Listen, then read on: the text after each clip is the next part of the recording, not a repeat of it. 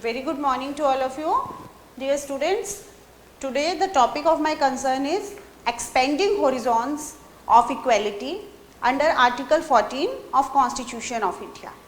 So, Article 14, that is itself the fundamental right, and it is mentioned under Part 3 of our Constitution that talks of the fundamental rights and is both justiciable and enforceable. Article 14 of our Constitution, it talks of rule of law. It provides that in our country, it is the law that is supreme. It is everybody, whether it is citizen or non-citizen, because Article 14 is a very broad article and within its ambit, it includes both citizens as well as non-citizens. It provides that all are equal subjection to law.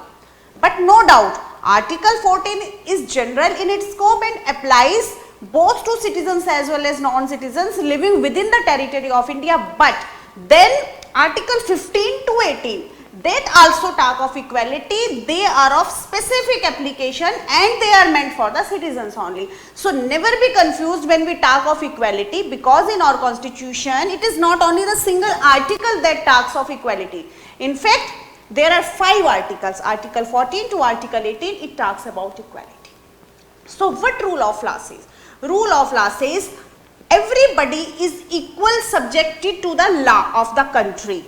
Nobody is above law. So when the question is of the rights and the privileges, they must be equally given to the people. But what is required is that the people to whom the law is giving the benefit, they all should be equally circumstanced, and not to those who are different from the group, because the people, they are not equal with regard to the circumstances and the attainments. There are many variations.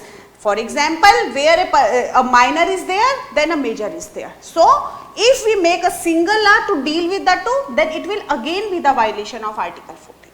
So Article 14 provides equality before law and equal protection of law.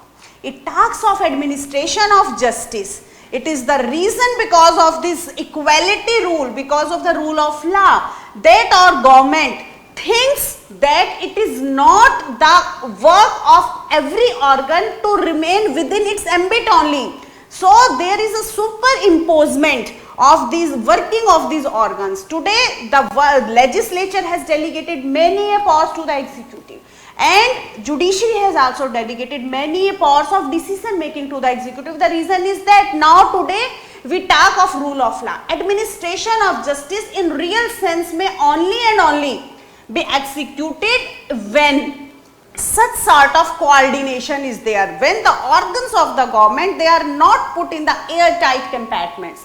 They can't work. Practically they can't work if it is so. So Article 14 provides equality before law and equal protection of law. Administration of justice in real sense. So you may find this concept of equality in our preamble. You may find at different parts of the Constitution this concept. So our preamble, the very beginning, in the beginning it provides, it secures to the citizens of the country justice that is economic, justice that is political, and the social justice. So what is social justice? Social justice means where a society, it is not a normative society, it is a pragmatic society, a dynamic society, which is free from all sorts of social and the religious orthodoxies. It is free from untouchability. It is free from all sorts of orthodoxies which makes the life of the people vulnerable, which takes away the very human rights of the people, where everybody is equal. Nobody is discriminated either by the state or by the private persons on the basis of caste, color, creed, sex, place of birth. Then if we talk of economic justice, what it means? Economic justice means where there is an equilibrium with regard to the income. So the legislature must enact the laws to secure, to ensure that the people who are equally circumstanced, who are doing the same work, the nature of work is same, so they should be equally entitled to the same salaries, to same income, and this rule should not be only For the formal sectors of economy, the same may be available for the informal sector also. Then what economic justice means? Economic justice means where means of production and distribution, they are not within the purview of a few. There is a fair decentralization of these resources in the way that not only a single person but the society at large have the accessibility to these means of production and distribution. There is a very good mobilization. That is the very reason from time to time government takes such sort of policies to nationalize and to decentralize.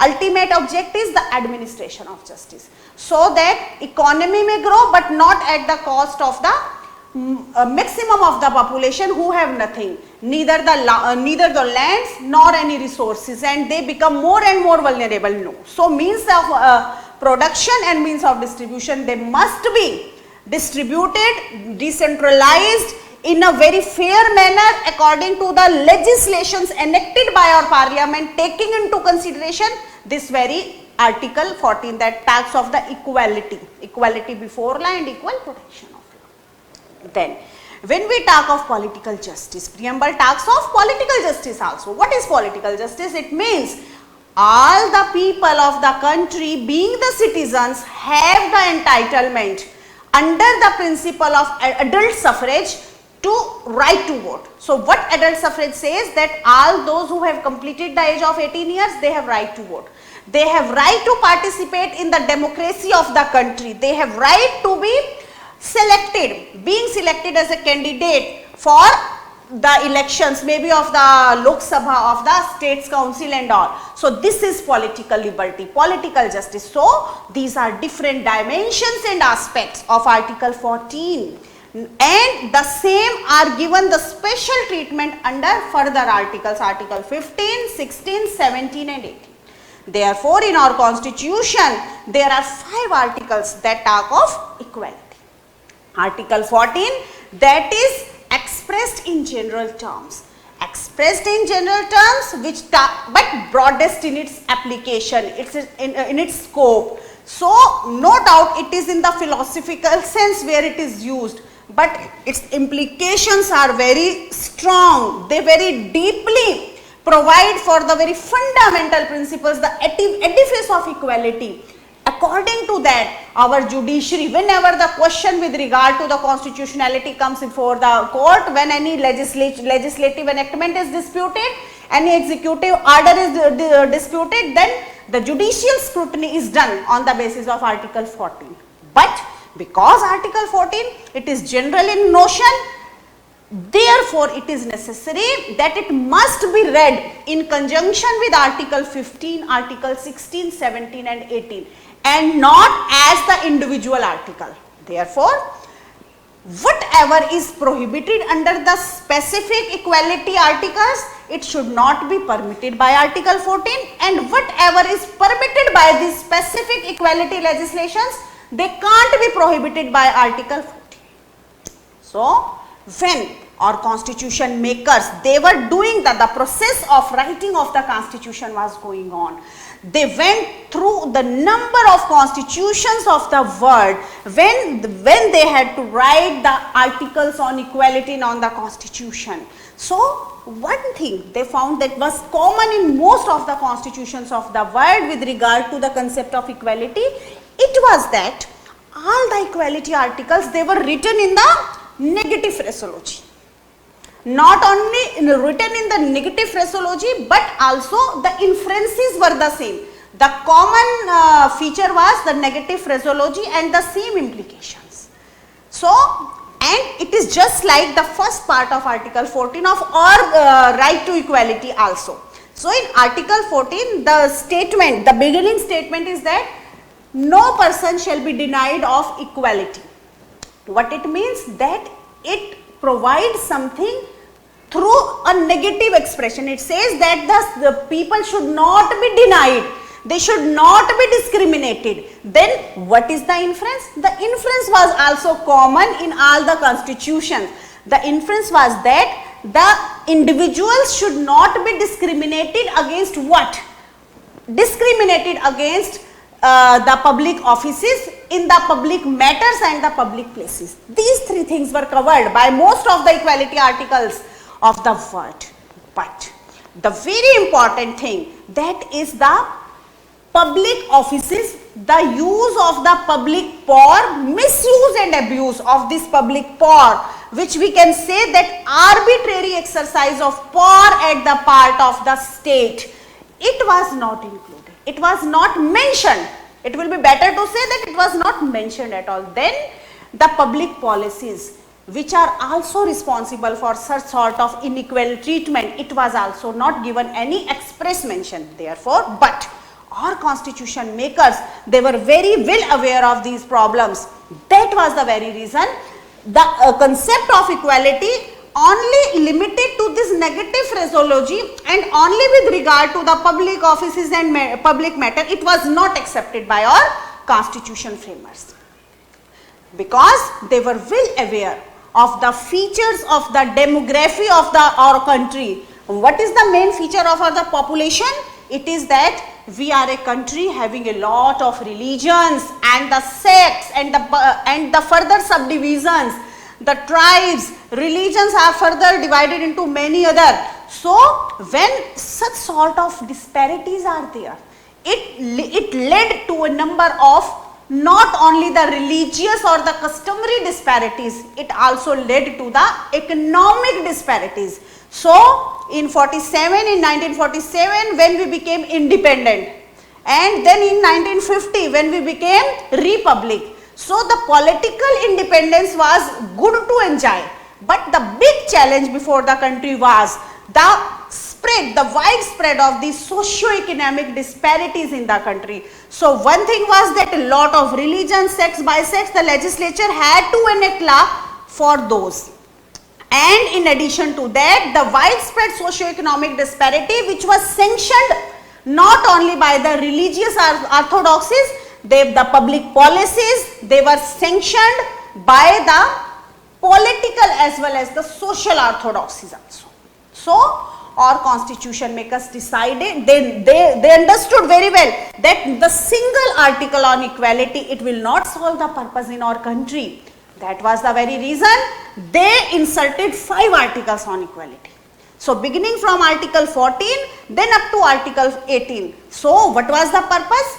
Purpose was to totally abolish, absolutely abolish and prohibit such sort of inequalities, not only due to the state action but also due to the private individuals.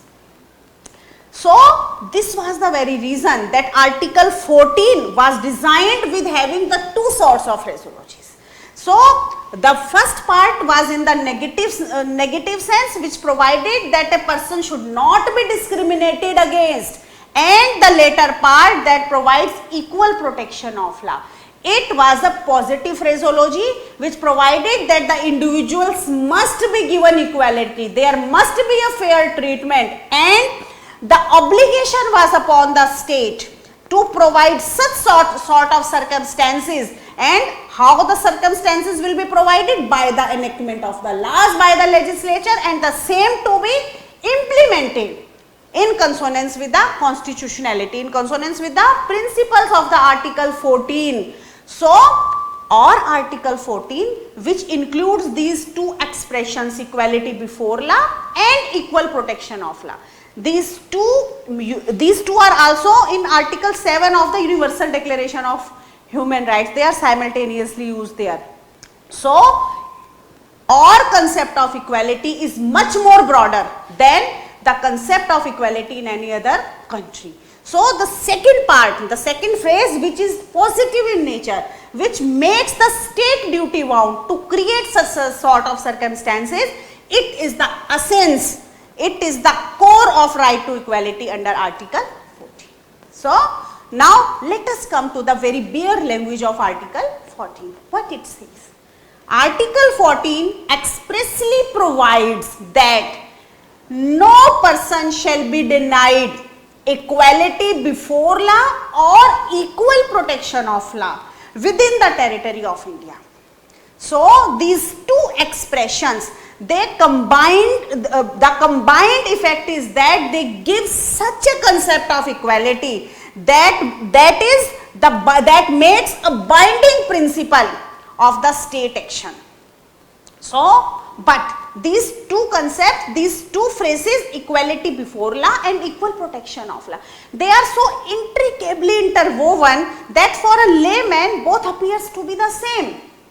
They perceive the two statements to be the same, the two expressions to be the same, and up to certain extent prima facie they are also same. The genus is same, difference is in the dimensions, because if there is violation of equal protection of law, then it is must that it is also the violation of equality before law. That's why the genus is same, but the dimensions vary. The two expressions, equality before law and equal protection of law, different with regard to their dimensions. Equality before law talks of the concept of equality as provided under English Constitution, Constitution of England, but the concept of equality in the later phraseology, that is equal protection of law, it is consensus to the concept of equality under the Constitution of America. It finds its place in the 17th Amendment to the Constitution of America. One is in the negative phraseology, other is in the positive phraseology. Now let us come on the first part that talks of equality before law. Equality before law means that no person should be denied of the rights and the privileges which are given by the legislature to the population which is similarly circumstanced, which with regard to the attainment, with regard to all the aspects they are similar, so that they should be similarly privileged. And if the liabilities are there, the same will be imposed upon the persons without any discrimination. So when the question is of the benefits, they should be equally provided. If the question is of imposing of the liabilities, they also will be uniformly provided, provided that they all belong to the similarly circumstanced group. Because the equality before law under Article 14, it never says that there must be a uniform application of law upon all with regard to all the respects. The reason being, the two people, what is the underlying principle? The underlying principle is that the two people can't be same with regard to all the respects. For example, a minor is there, then the major person is there. So if a single law is made for the two, whether it will solve the purpose? Never. Then there is a difference between a mentally sound and a person having some such sort of psychological disease and who is mentally challenged. How a same law will solve the purpose for the two? Then a person who is a physically fit one and the other who is physically challenged one. So these are the differences which are clearly, if they are clearly given, then it is the duty of the legislature to first of all reasonably classify them and then only to make the laws. So this is the equality before law. So equality never means the uniform application of laws with regard to all the respects, but the uniformity with regard to the application of laws for those aspects for which the population is similar and to differentially treat the people who are not similar. So similar treatment to those who are similar and different treatment to those who are different.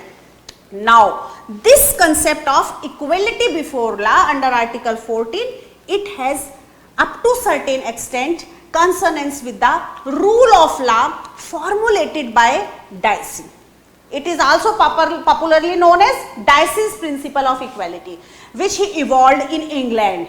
So in England, what rule of law means? Let us discuss that. Then we will discuss it in context of our country. So in England, according to Dicey, the rule of law means three postulates. First is that there is a total absence of arbitrariness and there is absolute supremacy of law. It says that supremacy must be absolute and there are no exceptions to that. in contrast to the arbitrary exercise, unreasonable, irrational acts, misuse, abuse and the overuse of the powers. It is the antithesis of arbitrariness. Yes, the same is in our country also. We also perceive equality in this sense. Then second postulate of Dicey, he says that rule of law means equality before law. According to Dicey's principle, each and every person is equally subjected to ordinary law of the land and administered by ordinary law courts. It is also in tune with Orr's concept of equality. Orr's concept of rule of law is also the same. Now the third postulate is that the constitutional law, it is the consequence of the ordinary law of the land. This is the third postulate where we differ, because in our country, constitution is the supreme law. All the laws, the bylaws, rules, policies, they all are framed taking the philosophy of the constitution, taking into consideration the edifice, basic features, that is sovereignty, social, secular, democratic. Then part 3 of the constitution, that is binding, mandatory. These are the basic principles. This is the supreme law of the country. Taking guidance from there, all the enactments are made, and not just like in England where constitution is the result of ordinary law of the land. So on this point we differ. Then now let us talk of the other part of Article 14, that talks of equal protection of law. What is the meaning of equal protection of law? Means uniform treatment in uniform circumstances. Equal protection of law is just synonym to American concept of equality, which has been given place in the 16th Amendment to the American Constitution. So what it says? It says it is a positive phraseology. In our country also, it provides that it is the duty of the state to ensure that all the persons are treated equally if they are equally circumstanced with regard to the enjoyment of the rights and the exercise of the privileges. So this is the concept of equal protection of law, a positive concept. So these two parts of Article 14, one is equality before law and equal protection of law. These both expressions were simultaneously used in Universal Declaration of Human Rights, and it was from there that constitution makers took the concept. We have given the place to both of these expressions. So these two expressions combinedly makes the concept of equality a binding principle of state action. But dear students, this concept of equality is not absolute. It is subject to the limitations provided by Constitution itself.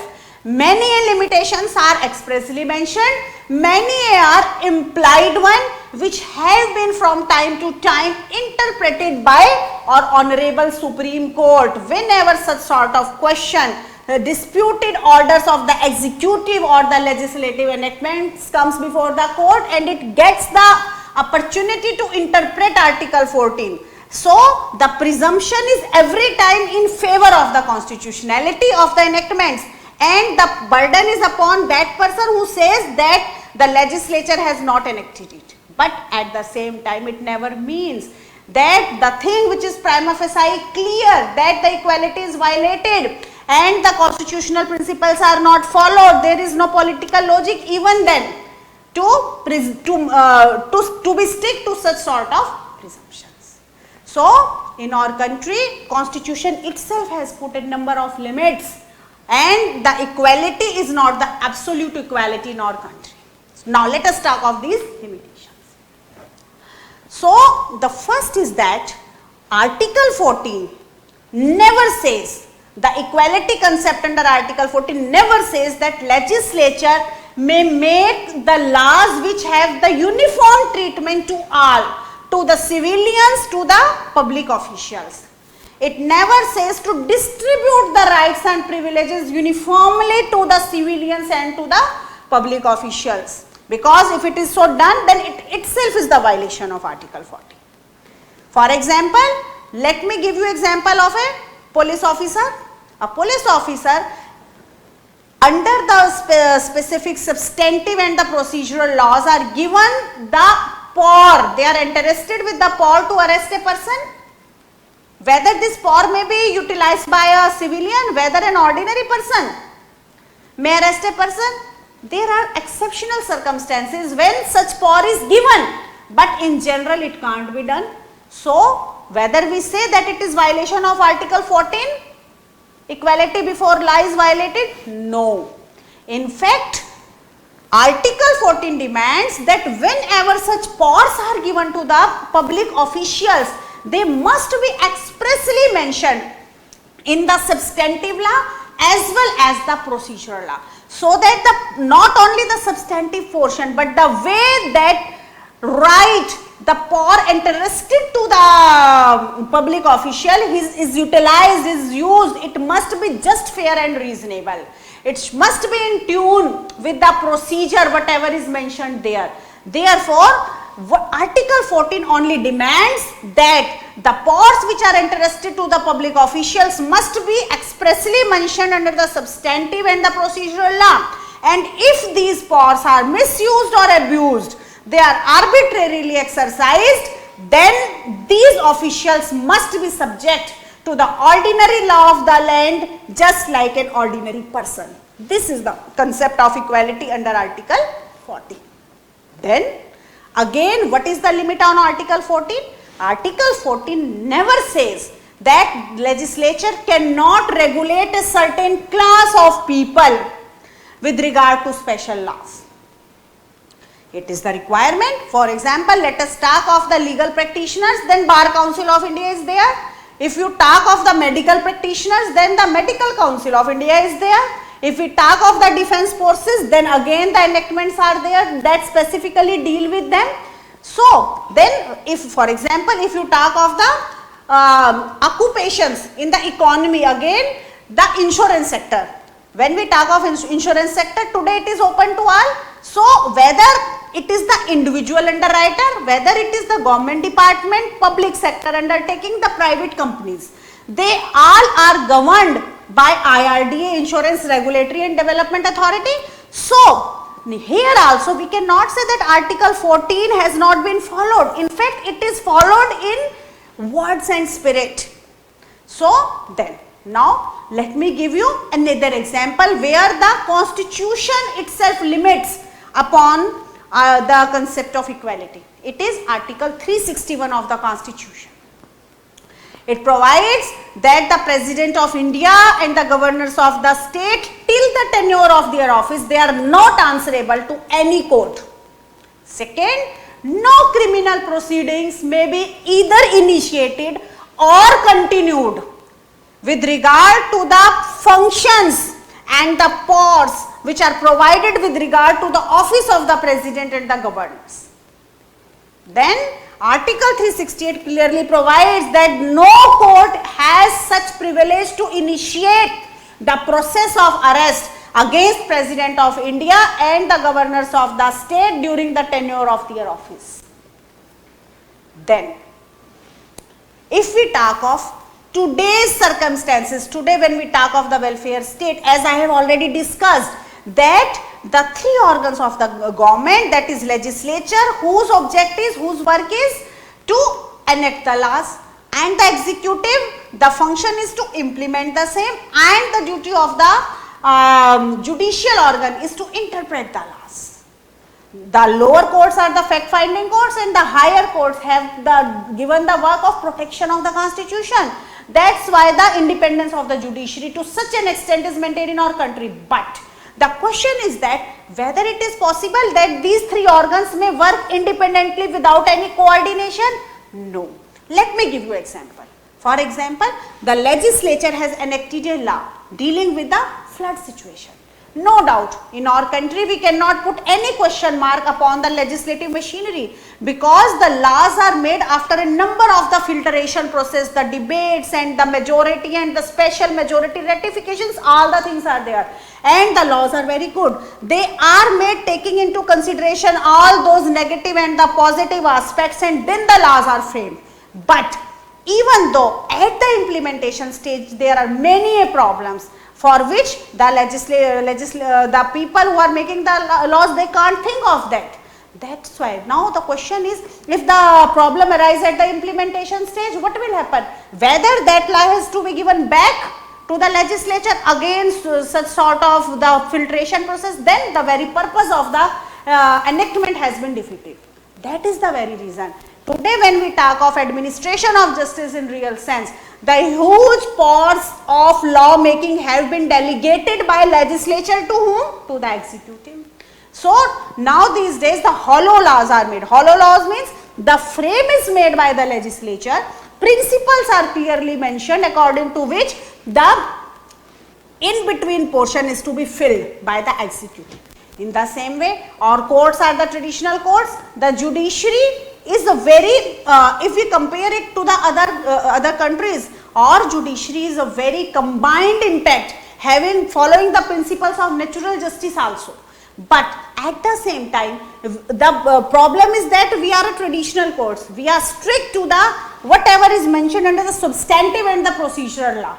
Therefore, many a times the demand of administration of justice is the at a time redressal should be there. Then the principle of locus standi is there. Then the delays and laches are there. So no doubt today we are in the scenario where Justice Bhagwati has expanded too much public interest litigation. Many new concepts are there, so that to realize administration of justice in real sense, even then there are many problems. So particularly to deal with the socio-economic problems when the quick decision is required. So for those things the powers are again delegated to the executive. So when the powers are delegated, it is must that discretion may also be given to the executive organ, to the administrators, and yes, they are given.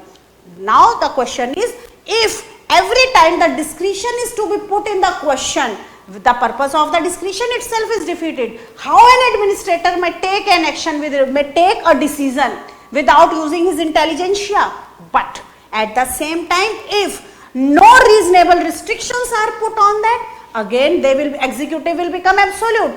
Then at this juncture again Article 14 comes into picture to look into whether the executives, the discretion that has been enjoyed, what is the basis?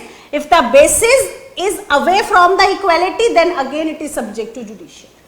In the same way, it is the power of legislature to delegate it, but it is not the power of legislature to give its actual work of legislation. So if the base, that is the framework, it is also delegated, then that delegation itself is unconstitutional. So these are the constitutional limits. So Article 14 only comes into picture when the base of the discretion is in the question, when the base of the delegation itself in the question. Otherwise the principle of self-restraint, or we can say the constitutional restraints are there on Article 14, the concept of equality. Let me give you one more example. You may find in Article 359 clause 1, it provides that during the proclamation of emergency, the President of India has the power to issue the order to suspend the fundamental right of under Article 32 to enforce the fundamental rights. So the President of India may issue the order that no person may approach the court to enforce the fundamental rights during the proclamation of emergency except the two, Article 20 and 21.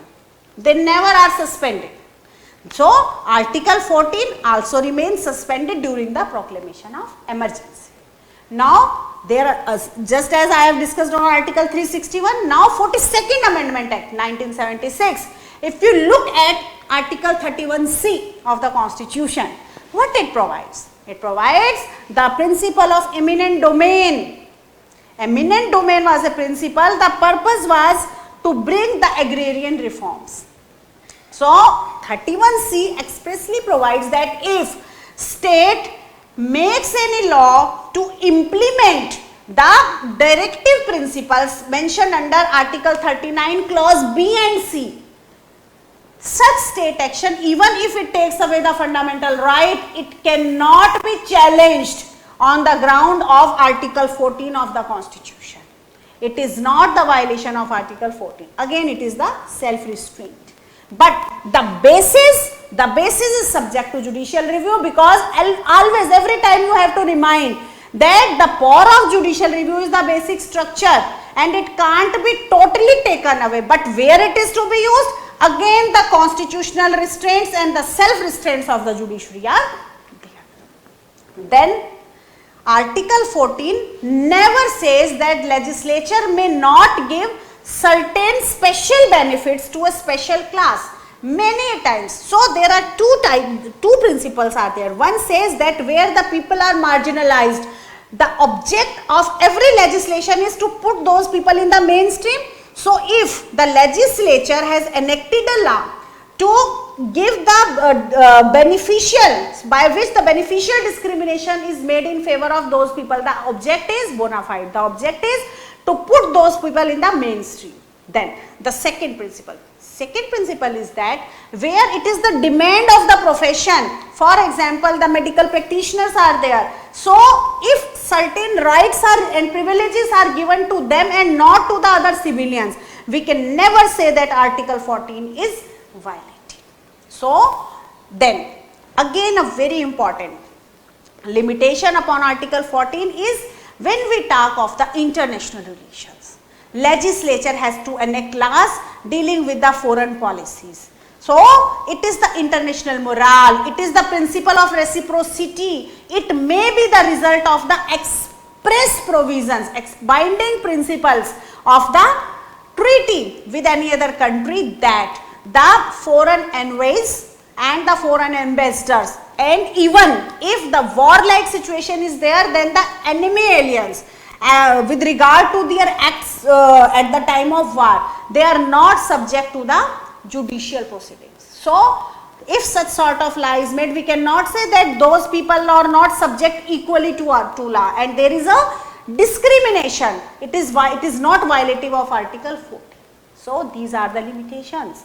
Now because we have discussed in detail about Article 14, its bare language, what is equality before law, what is equal protection of law, what are the limits upon that, because the concept of equality in our country, it is not a absolute concept. So these are the limits provided by the Constitution itself. Now let us talk of the actual operation of Article 14, because the golden words which are enshrined in our Constitution, equality before law, equal protection of law, rule of law, now how they are actually given? They are given by the way of the legislative enactments made by the legislature, and the same laws, the beneficial laws, to be implemented by the executive. So now when the legislature has to enact the laws to give pragmatic shape to the concept of equality mentioned under our Constitution, every time these two expressions must be interpreted in a very intelligible manner. When the requirement is to narrowly interpret, then it must be there. When it is required to be broadly interpreted, it must be done, and then according to that the laws enactments must be there. Then only we can say that they are in tune with the principle of Article 14. So the legislature is not bound to make the principles of the general character and of the universal application, because the population of the country, they are not all equal in all the ways with regard to the attainments, with regard to circumstances, and many other aspects are to be considered. So if our legislature enacts the laws which uniformly apply to everybody with regard to all the respects, it itself is the violation of Article 14. So what welfare law demands? Welfare laws demand that our legislature must first of all broadly bifurcate the population, then property, and then occupation. After this broad bifurcation, again the people should be bifurcated. People should be bifurcated depending upon the object of the law. What is the purpose? Minors and the majors, then the population, then the senior citizens, then depending upon upon whom the property laws are subject to, whether they are the members of the joint member family, whether the laws with regard to the individual one, where the because now these days such sort of concept of joint families are not there, but the properties which are governed by there, they must be governed by them. Then at one time there are many laws which are subject to a person, so the people should be bifurcated according to the very purpose and object of the law. So what is required is that they must be classified reasonably. So if we make a classification between the minor and the major, it is a reasonable classification. If we make a bifurcation between the people who belong to the mountainous areas and the northern plains, particularly when the question is of the admissions, the criteria is relaxed, again it is the classification. Then if the legislature gives special privileges to the medical practitioners than to the other population, again it is the classification. So these are the classifications, these are the differentiations which are prima facie clear to a layman also, and they can't be said to be the discriminations. So many cases are there where the Supreme Court has laid down that at the name of Article 14, what is prohibited is the class legislation and not the reasonable classification. So what is reasonable classification? First of all, it was mentioned in Kedarnath Bajoria versus State of West Bengal. In this case, Supreme Court observed that Article 14 never says that the state is bound to make the laws of the general character having the universal application, and that now state has no power to differentiate between the persons and property on some reasonable basis. So there must be, Article 14 says that there must be reasonable classification when required, and blindly legislature will never, should never enact the laws will equally apply upon all. It will defeat the purpose itself. So now the next question is, what is this reasonable classification? How, whenever such sort of question comes before the court to decide upon whether the legislative enactment, whether the executive order is in tune with Article 14 and whether the classification is reasonable enough or it is the arbitrary exercise of power. So you must know what is the meaning of the reasonable. Reasonable classification means where the classification is not based on the some artificial or the pervasive guidelines, but it is real and have some substantive distinction between whom, between the two who are put in an advantageous position and those who are put in the disadvantageous position. And this reasonable classification must have a rational relation with the object that is intended to be achieved by making such sort of classification. So reasonable classification is the classification that is free from arbitrariness, which is rational, which is real, which has substantive distinction. Even a layman can understand that yes, two people are put in two categories, this is the main difference, this is the reason. So now what is class legislation that is prohibited by our courts? Class legislation means where our legislature has abruptly picked some people out of the similarly circumstanced ones. The people say 100 people are there, all are equal with regard to their age, with regard to their qualification. Even then some people are picked and they are put in the advantageous position and the same benefits are not given to the others. This is the class legislation, taking into consideration either the religious considerations, maybe the pecuniary considerations, maybe some social orthodoxies. So this is the very good example of class legislation when without any rational basis the population is divided into the two categories. One is given the benefits, other is away from the benefits without any rational justification for that. So this on the question that whenever such sort of dispute, the disputed legislative enactment comes before the court and every time when legislature has to enact the laws, the fundamental principle that is to be followed is that the court has to look into, legislature has to look into whether by making a classification between the two people, the one class to whom the benefits are given, the other who are away from those benefits, whether the classification is based on some intelligible differentia. Yes, if the intelligible differentia is there is a reasonable justification for classifying them, one test. And second is that whether such intelligible differentia has a direct nexus with the object achieved. If these two tests are qualified, yes, the qualification is reasonable. So, the basis of the intelligible differentia and the object which the legislature has sought to be achieved, these are two entirely different things. But what is required is that there must be a nexus between the basis of the classification and the object that is sought to be achieved by our legislature.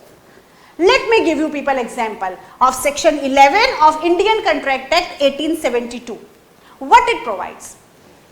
It says this section provides that the capacity to contract is to be operated by the age of the population. People who are major, they are entitled to enter into the contract. Now what this section is doing? This section has classified the population into the majors and minors. So the classification is reasonable. What now? The second test is that whether this classification has direct nexus with the object. What is the object of the classification? Object of the classification is to fix, is to determine the capacity to contract. So both these two tests, they are okay here. Therefore, the section is constitutional. There is no question upon the classification. It is reasonable. But reasonable classification never means that it must be mathematically also correct.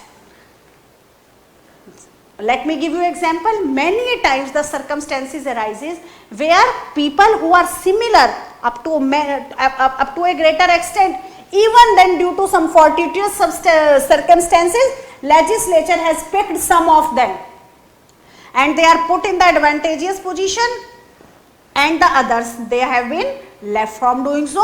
So every time a law can't be condemned that it is violative of Article 14 and reasonable classification is not there until and unless those people who have been singled out, they are given the special benefits. Then again a very important thing is that if a person himself is responsible to any disability or is put to a disadvantageous position because of his acts and omissions, because of a person's own defaults and omissions, he cannot cry for the violation of Article 14, that his rights have been taken away by the legislature. So dear students, whenever you want something from the court, you must come with the clear hands. Let me give you the example where the legislative enactment makes a classification between the taxpayers and those who are not the taxpayers. The people who pay the tax, they are given the right to appeal, and the other category of those who have not paid the tax and have not been given the right to appeal. Whether it can be said that it is violation of Article 14? Never, because by not paying the tax, the person himself is put to the disadvantageous position as a result of that enactment. Other logic is that until and unless you have paid the tax, how you can cry that Article 14 is not followed, how you can cry that discrimination is there, because no cause of action arise, you have no locus standi at all, how you will go in appeal? Yes. Then another aspect, let us discuss of another very important aspect. It says that yes, concept of equality says that the classification must be reasonable, but, and the two tests are also mentioned, that there must be intelligible differentia, then the intelligible differentia must have a direct nexus with the object. But The question is, if the object itself is violative of Article 14, it is against the fundamental rights, then the court should not only struck down the classification but the object also, because the classification is only a via, it is a means to attain the object. So again, whether the object is the desired object or not, it is subject to the judicial scrutiny. Many a times the object may be valid at a certain piece of time and for a certain situation, but it not be valid at another piece of time and in another situation. So our Supreme Court for a long time in a number of judgments, it laid down the fundamental principle to elucidate the scope of the permissible classification, and provided that Article 14 prohibits the class legislation but not the reasonable classification. So one such important case is Ramkrishna Dalmia versus Justice Tendulkar. In this case, court made it clear that when we talk of reasonable classification, it is not necessary that a group of people should be there. Even an individual may constitute a reasonable class, because there are special circumstances which apply to that person only and not to the other population. So even the individual person may constitute a class, and such classification is reasonable if it is serving the object that is in tune with Article 14, and it can't be said that it is the arbitrary exercise of power. It is the reasonable classification. Then Ramchandra Jagdish Chandra versus Union of India, another important case which talks of reasonable classification. It says that the presumption of law is every time in favor of the legislature. The presumption is that the legislature has followed the principles of constitutionality, and the burden is upon that person who cries of the deficiency of those constitutionality, and he has to prove the beyond reasonable doubt not only that he has been discriminated, but also that he has been discriminated among the similarly circumstanced people. That is very important. If he can prove so, then really that will be considered as arbitrary, because the reasonableness is not there in classification, and otherwise not. Then again the presumption of law is that the legislature is very well aware of the prevailing circumstances, having the knowledge of the local problems, and according to that it has enacted the laws. Again the burden is upon that person who says that these things have been not followed and the very purpose of the law is defeated. Then very important thing is that the presumption is every time in favor of the legislature that it has exercised its privilege in a bona fide manner. It has the privilege under the Parent Act, by many times by virtue of the Constitution, to decide upon that by making a classification. The two groups have been made, one which is put in the advantageous position and the other we cannot strictly say that in the disadvantageous position, but what has been taken, only there is a cut-off of the excesses. But by the law, by the classification, the people who are put in the advantageous position, what is given to them? They are given the basic need, their basic needs are fulfilled. But the other who have not been harmed by the act, but what has been cut? The excesses have been cut. So it is the privilege of the legislature that is shall presume that the balance of convenience is to be made every time by the legislature while making such sort of enactments. Then a very important case is with regard to the Superintendent and Remembrance of the Legal Affairs versus Girish K. Navalkar.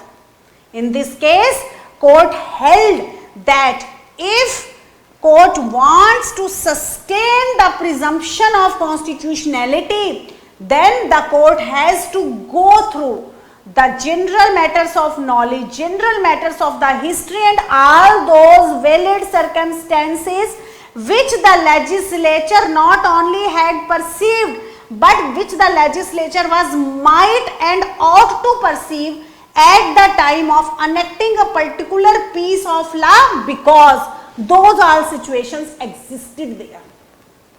So the presumption that the legislature has followed the constitutionality, the presumption that legislature has bona fidely acted, presumption that the legislature had the knowledge of the prevailing circumstances and according to that the law has been made, they all are shall presumed. It means court presumes the same, and if anybody says contrary to that, it has to be proved beyond reasonable doubt. But no doubt the three presumptions are put at the same platform. But when we talk of the presumptions with regard to the following the principles of constitutionality, then the court should be very, very cautious, and the same presumption may not be extended to such an extent that an illegal, irrational law may be put in that category of presumption as saying only, blindly thinking that there must be some undisclosed reasons and some prevailing compelling circumstances which led to so. Though then the court should be very, very justified. A balance has to be made.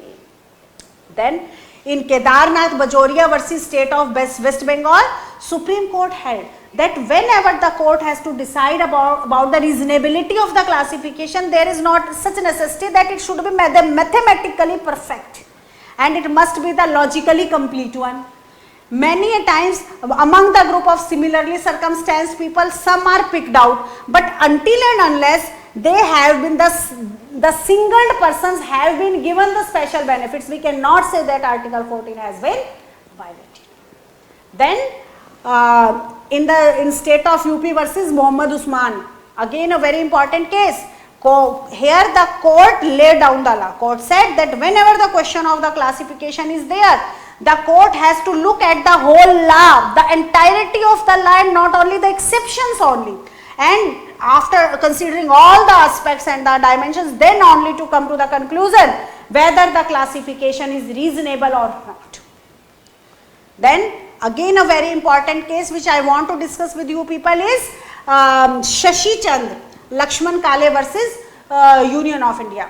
Shashikant Lakshman Kale versus Union of India, court made it very clear that whenever such sort of disputed legislation is there and the question is upon the reasonability, the court has to go beyond the ostensible classification and to the object of the law, and then to apply the test of the palpable arbitrariness in context of the demand of the time and the social exigencies, and then to decide whether the classification is reasonable or not.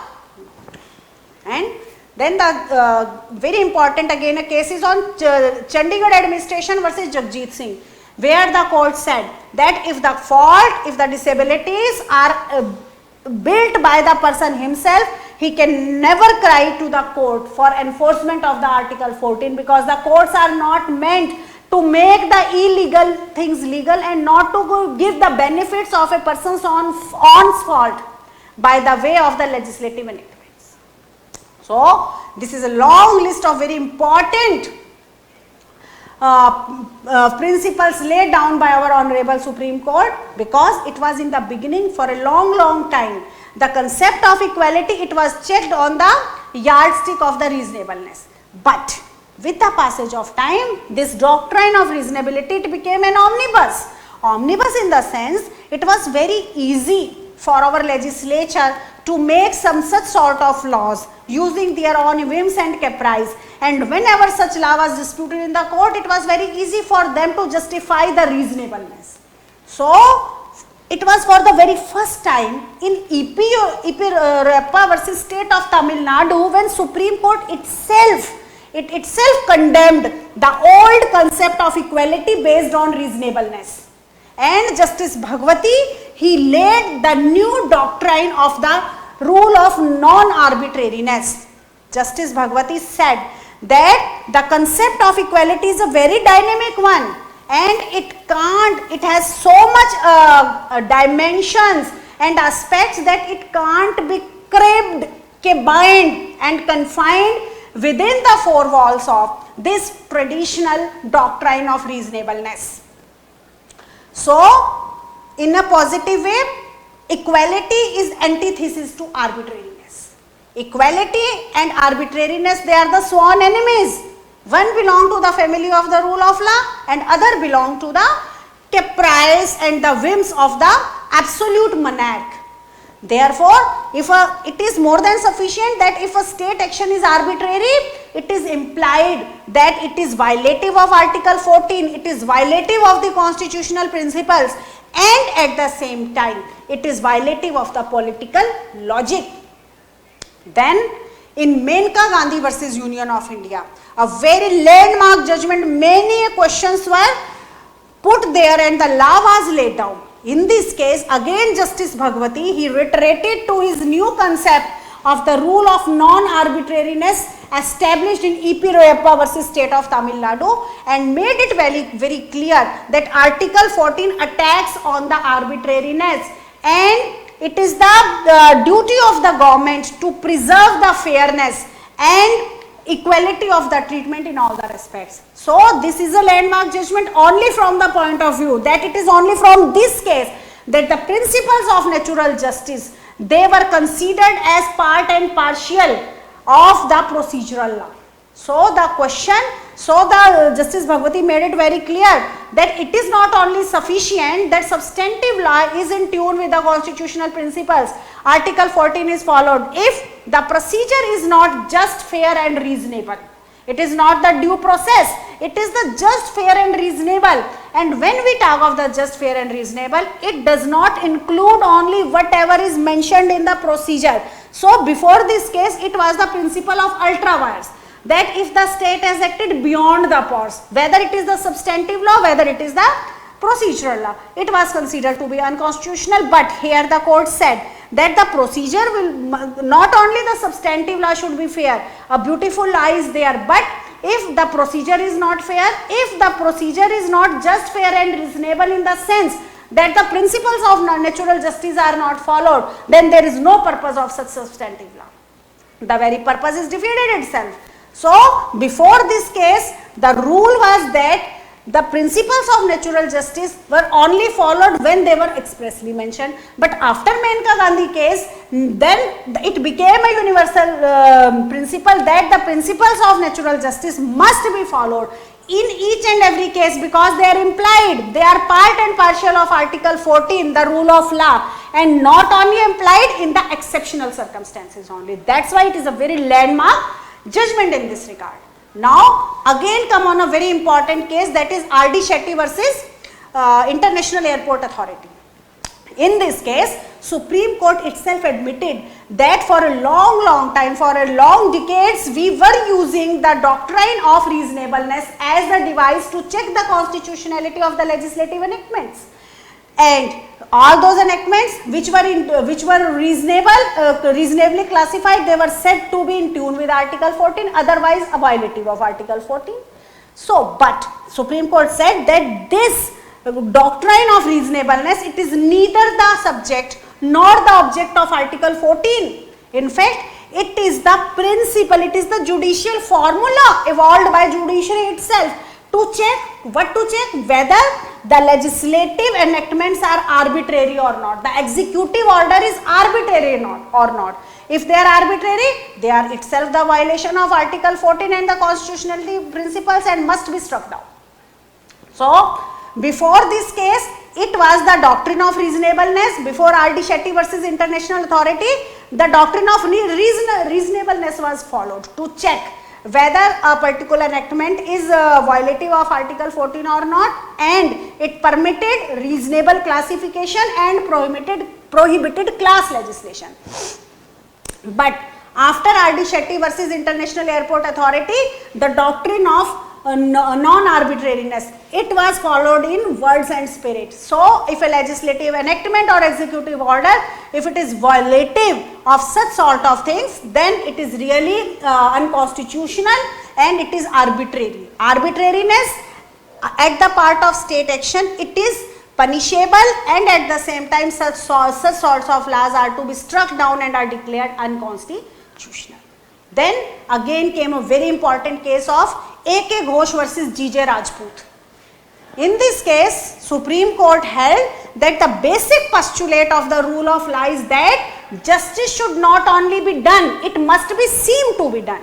And where a litigant has a very reasonable ground to believe that his matter should not be either heard or adjudged by a particular judicial magistrate, then the principles of natural justice say that it should not be done, that particular judge must be refrained from such sort of matter.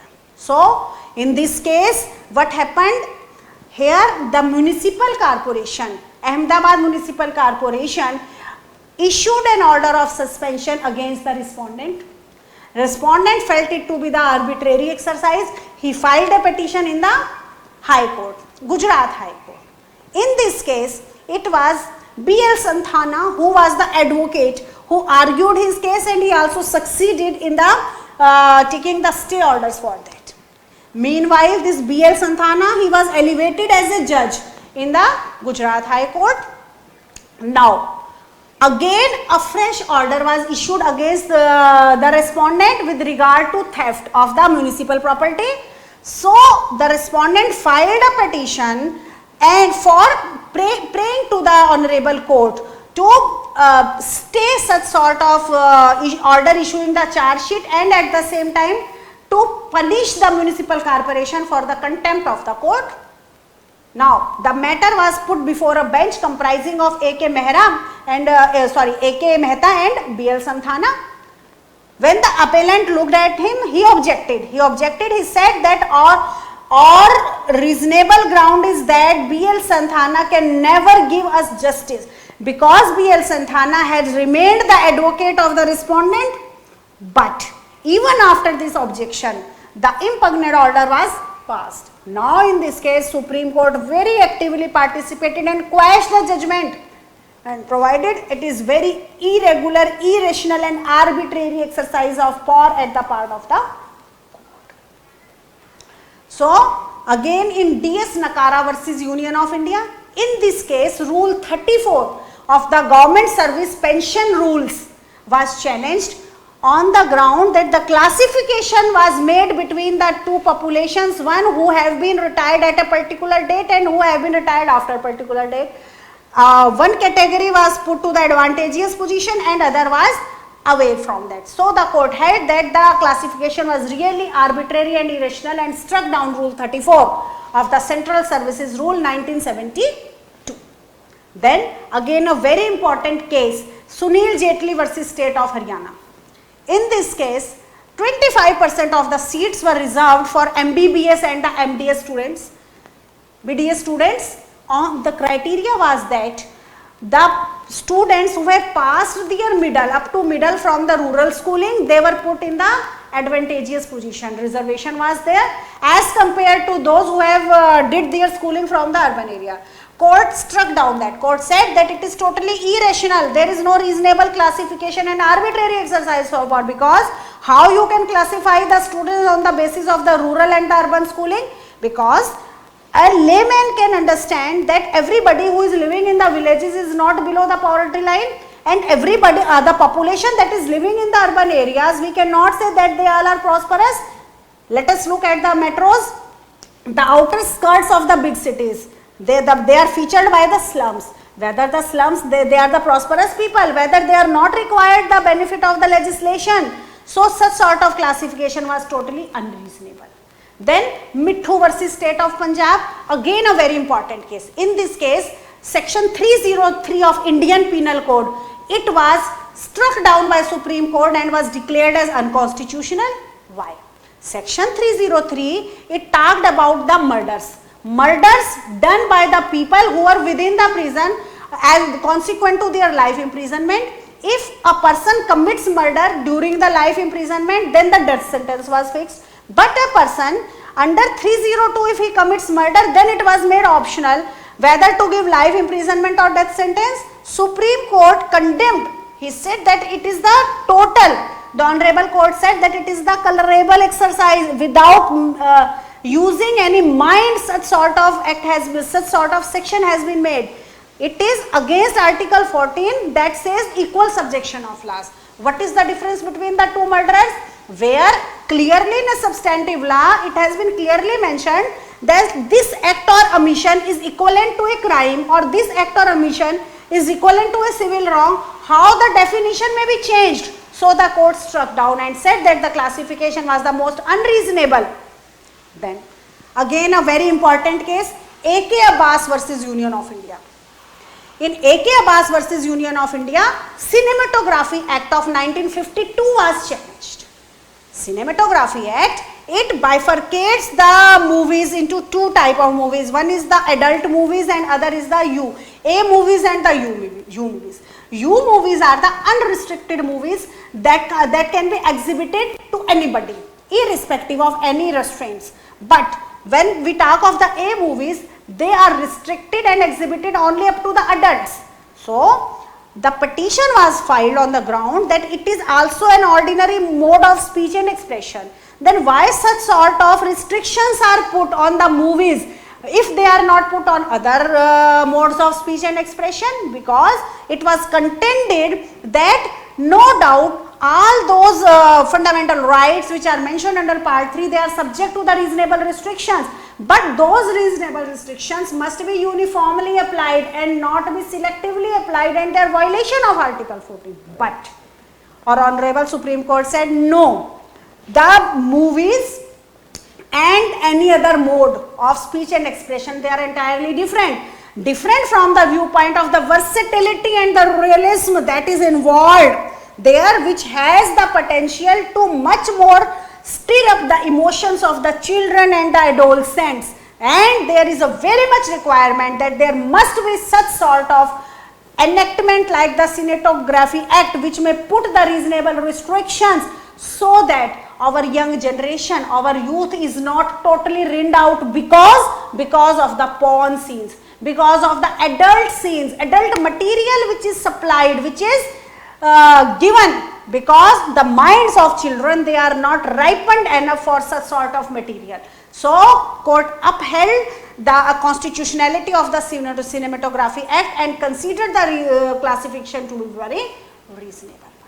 Then Ajay Hasia versus Khalid Mujib, again the question was with regard to the regulations. So in this case, the Regional Engineering College, which was run by a private society, the first question was whether it is a state or not, but because it was regulated by center and the state government, it was state.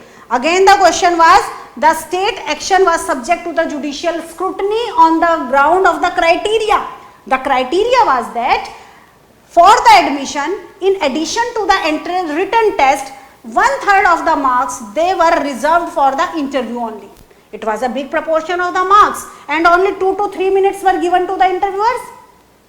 Court said that it is totally arbitrary and irrational at the part of the college management to do so, because here are the maximum chances of the misuse and abuse. So 1/3 is really a landmark. Below that it may be, but not more than 1/3. But in D.V. Bakshi versus Union of India, Supreme Court made it clear that whatever the rule has been laid down by Supreme Court in Ajay Hasia versus Khalid Mujib, it cannot be generalized at all with regard to all the admissions and with regard to the selection of the professionals, because there is a lot of difference between when the question is to admit a student for a normal course, for a super specialty course like MBBS, MD, or when there is a question of the selection of the profession to a particular profession. Even within a profession, there are different criteria to be filed. Therefore, it is not possible to fix a limit. What should be a limit with regard to the interview marks? What should be the limit with regard to the written exam? Because every profession, every course for what the admission is there, it will depend upon the nature of performance which is required from the candidate. According to that, it is to be decided, and it will differ from case to case. So after then again a very important case of Air India versus Nargesh Mirza. In this case, court struck down two rules of Air India and air regulations.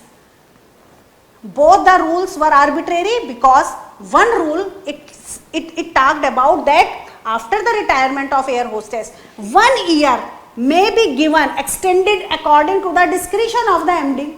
Where the female is there and the MD is the male, there are maximum chances of misuse and abuse. And the second rule was that the air hostess on her first pregnancy must be terminated from the office. Really irrational. Supreme Court said that it was not only violation of Article 14, it was violation of Article 19 and 21 also. It was an open insult to the womanhood, and it was struck down, considered to be unconstitutional, violative of Article 14 and of all the other articles. So then after this judgment, then again a very important is of the K. Nagaraj versus State of Andhra Pradesh. In this case, Telugu Desam government, within 1 month of assuming the office, it reduced the age of retirement from 58 to 55. So it was contended that it was colorable exercise of power at the part of the Telugu Desam government. But the court, after looking at the whole the circumstances and the object of that, it said, court held that the policy making, it comes within the purview of the government, and many a times the source is from the Parent Act, and many a times it is by virtue of the Constitution, and there is no reason until and unless there is anything prima facie arbitrary to Article 14, court will not interfere in that. And in this case, court held that the classification was reasonable and the object was also reasonable for which the classification was made. The classification was made for the object of giving opportunity to the young sections of the society, and it can't be backed by arbitrariness, and it was held to be the constitutional. Then Pradeep Jain versus Union of India, the case having the long impact upon the reservation matters. So in this case, UT of Delhi, State of Andhra Pradesh and State of UP, they reserved all the seats for the MBBS and for the BDS students on the residential preferences and on the institutional preferences. Supreme Court condemned it to be the most arbitrary, irrational, illogic. Supreme Court said that whether it is an ordinary course, whether it is a super specialty course, here it was a question of super specialty course, so it becomes more and more important that each and every student which is admitted for that course must be only on the criteria of the merit, on the merit basis should be admitted, because these people have to serve the society. So they have directly to deal with the lives of the people. How you can reserve it on such an astonishing ground? So court condemned such sort of things, and court said that it is only the merit. And if from this criteria the state has to deviate, it should be only the socio-economic circumstances of particular area to give representation to the people, to the students of that area, who despite of such sort of demography and the other lack of resources, they were in the capacity to compete it. So the merit may be reduced only up to certain extent, not to defeat the very object of the course itself. So in this case, court said that in no way reservation may exceed to 70%. It was a landmark judgment and has been followed for a long time. Every time when the policies are framed, every time when there are the admissions. So Pradeep Jain versus Union of India is the authority. Then Indian Council for Legal Aid and Advice versus Bar Council of India. Rule 9 of Bar Council rules which were inserted by Bar Council of India, it was challenged as being the arbitrary, and Supreme Court struck down it. Bar Council contended that we have made the rule. What was the rule? Rule was that all those law graduates who on the date of the application for enrollment have attained the age of 45, they were not subject to do the practice and can't be registered as the advocate under the Bar Council rules. So they contended that we have made the rule to preserve the integrity and purity of the profession, because all those who come to this profession after retirement from the government jobs and from the other jobs, they will use their contacts.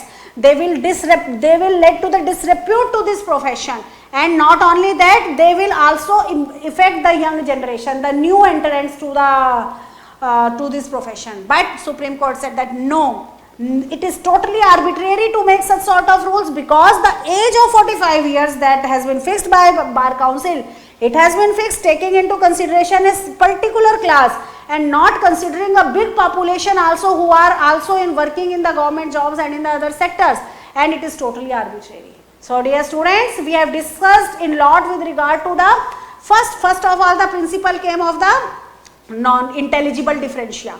Even the two tests were laid down, whether intelligible differentia and there is a direct nexus of intelligible differentia when the object achieved, then the principle of permissible legislation is fulfilled and the rule of reasonableness is there, then it is a very good, it is a good principle to be followed by the court and the legislature, that the law is in tune with Article 14. But slowly and steadily, because this rule was misused, there was a colorable exercise of power by the legislature, then the court formulated the rule of non-arbitrariness. So if we look at the history of these judicial pronouncements, from the very beginning, the Winesbury principle, and then the modified Winesbury principle, and the principle of the procedural impropriety, then the rule of reasonableness, then the rule of non-arbitrariness. Non-arbitrariness, it is the latest and it is followed. It has expanded the concept of equality. We say that it is the expanded horizon of Article 14. But all these principles, they all are only operated when there is a legal injury to a person. Say, where many a times a person suffers the civil consequences, but because they are not covered under the legal injury. When a legal injury happens when the legal right is violated, but where a person is not given any legal entitlement, whether he can cry for legal injury, no. But when it happens, for example, government has made a policy, it is the privilege of the government to make the policy, to change the policy. By making the policy, some people are benefited, but suddenly when the government changed the policy, those people have remained aloof from the benefit. Now whether they can cry that there is a legal injury, no, because it was not their legal entitlement, it was the privilege of the government. Depending upon the prevailing socio-economic circumstances, government has to make the policy and to change the policies, it is the purview. So what has happened here? Here the people have suffered the civil consequences, not because their legal rights are violated, but because what is violated is their expectation, and expectation is legitimate. So dear students, now the time has come where our Supreme Court and High Court, it has become so much activated that in addition to these traditional grounds which are used in the case when the legal entitlements are violated, when the fundamental rights are violated, but they have expanded this concept of equality to those situations also where the person has not suffered the legal injury but has suffered the civil consequences, but is not in a capacity to express them in the strict sense of the law. Here it is at this juncture that the legitimate expectation comes into being, because what is violated is not the legal entitlement but the expectation that is violated, and it shows that the authority has acted arbitrarily. But this new and the expanding horizon of Article 14 is now these days, it has been frequently used by our Supreme Court to check the arbitrariness not only of the legislative enactment, not only to check the substantive legislative enactment, but also the procedural part, and at the same time the arbitrariness at the part of executive is also checked by this new principle, that is the expanding horizon of equality, which says that it is not necessary that your legal right is violated. Even if your legitimate expectation is violated, then also it is the arbitrary act of the government, because if a policy is made, it is giving benefit to a person, and suddenly if the policy has been changed, it is the duty of the government to represent itself as well as to give a reasonable opportunity to the stakeholders and then to take the decision.